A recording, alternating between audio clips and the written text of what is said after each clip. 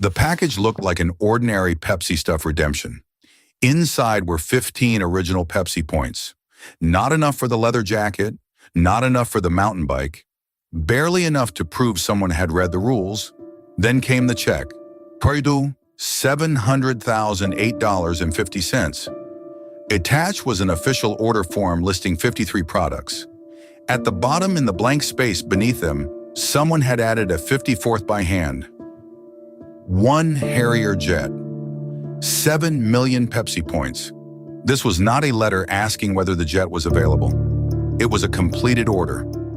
To understand how a 21-year-old came to mail Pepsi more than $700,000 for a military aircraft, rewind to 1996.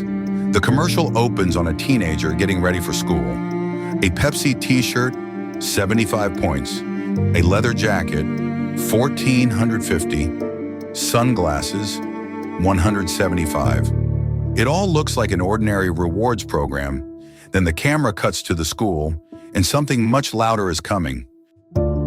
A military jet tears across the sky. Papers explode through a classroom. Students scatter. The blast strips one unlucky teacher down to his underwear. Then a Marine Corps Harrier sets down beside the school bike rack. The teenage pilot hops out with a Pepsi. Sure beats the bus. A number appears beneath the aircraft. Harrier fighter, 7 million Pepsi Points.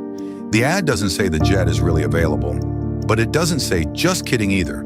It simply leaves the aircraft on screen, a price sitting below it. Most viewers understood the joke immediately. John Leonard noticed something else. The price. 21, living in Seattle, studying business. Leonard liked the idea of owning a Harrier enough to start collecting points. For a brief moment, this really was the story of a young man trying to drink his way into military aviation. Then he found a calculator. To reach 7 million points through Pepsi products, Leonard would need roughly 190 Pepsis a day for the next 100 years. The promotion would end sooner. Leonard probably would too. For almost anyone else, this is where the joke wins.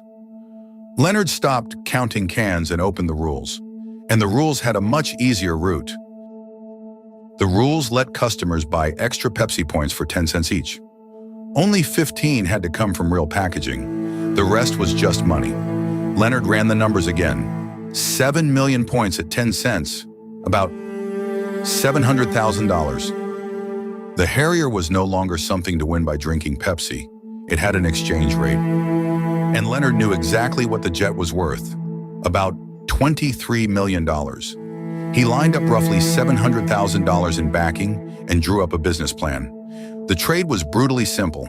Put in $700,000, claim an aircraft worth more than 30 times as much.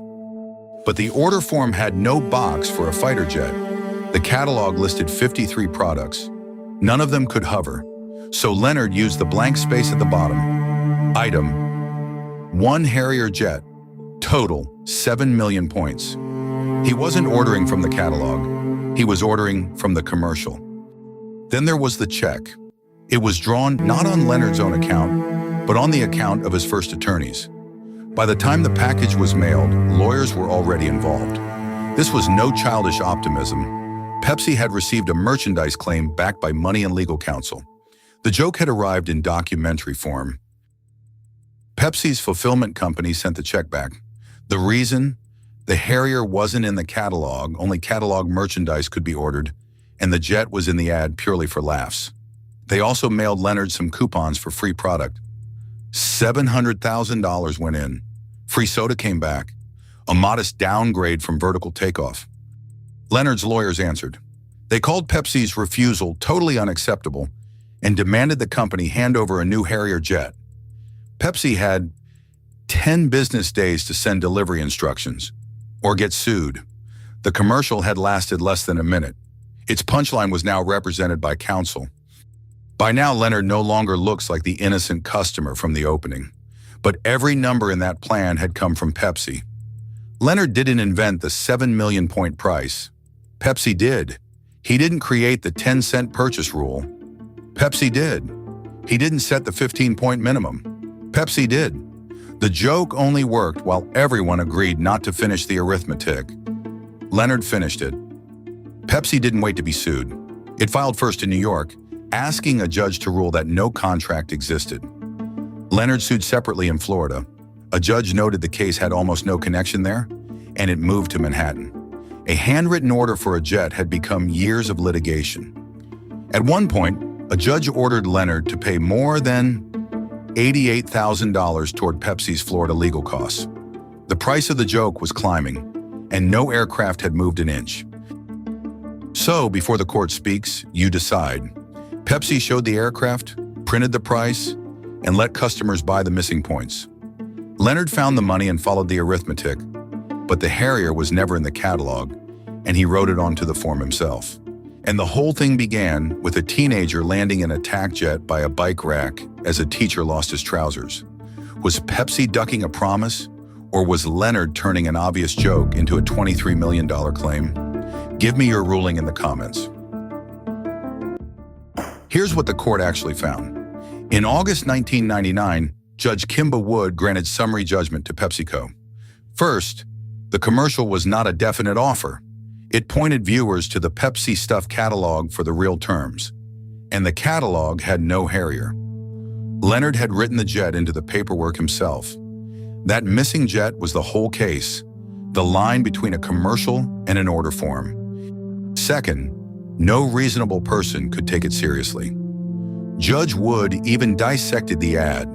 A teenage pilot barely old enough to be trusted with his parents' car keys, flying without a helmet, dropping a combat jet onto a schoolyard. And the math gave it away.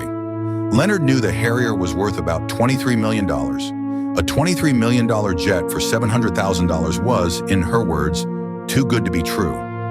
And even if the ad had somehow been an offer, the claim still failed. A deal that size needs a signed written agreement, and Pepsi never signed one. The ad wasn't enough. The catalog wasn't enough.